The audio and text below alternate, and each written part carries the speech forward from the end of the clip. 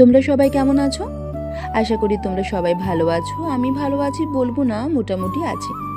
গত দুদিন ধরে প্রচণ্ড মাথা ব্যথা, কান ব্যথা আর গলা ব্যথায় ভুগছি। কয়েকদিন আগে কলকাতায় ঝড় বৃষ্টি হওয়ার পর থেকে আবহাওয়ার বেশ পরিবর্তন হয়েছে। এই ঠান্ডা, এই গরম, আর এই আবহাওয়া বদলালে আমার একটুতেই ঠান্ডা লেগে যায়। মাথা ব্যথা, গলা ব্যথা নিয়েও একা ঘরে সব কাজ সামলাতে হয়, এটাই আসল সমস্যা। তবুও সকালবেলা ঘুম থেকে উঠে ভাবলাম আজ একটু নিজের চুলে যত্ন নিই। সময় হয় না বলাটা ঠিক নয়, আসলে তেল মাখতে আমার খুব একটা ভালো লাগে না। তবে আজ যেহেতু মাথায় স্নান করবো ভেবেছিলাম, তাই সকালে তেল মেখে 2-3 ঘন্টা রেখে তারপর শ্যাম্পু করার প্ল্যান করলাম। রাতে তেল মেখে শুলে আবার আমার ঘুম আসে না। ভালো করে তেল দিয়ে মাথায় ম্যাসাজ করলাম, বেশ আরাম লাগলো। তারপর নিজের জন্য 1 কাপ চা বানিয়ে টিভিতে চোখ রেখে আমার প্রিয় কয়েকটা গান শুনতে শুনতে রান্নাঘরের কাজে লেগে পড়লাম।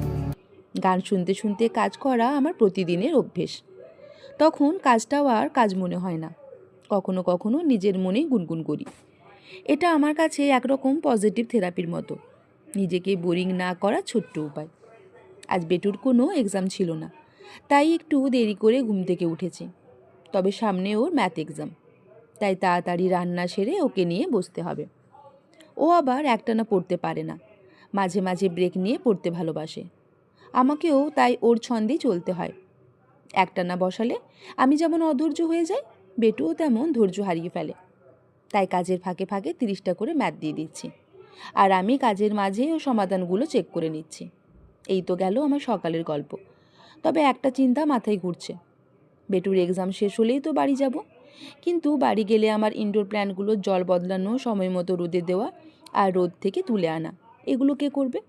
মিস্টার গাঙ্গুলিও আমাদের সাথে কয়েকদিনের জন্য বাড়ি যাবে, তাই ওই কয়েকদিন একটু চিন্তায় আছি। অনেক কথা শেয়ার করে ফেললাম আজ। জানি কষ্ট ভাগ করলে কষ্ট পুরো কমে না, তবে মনটা একটু হালকা হয়। আবার দেখা হবে অন্য কোনো গল্পে, অন্য কোনো দিনে।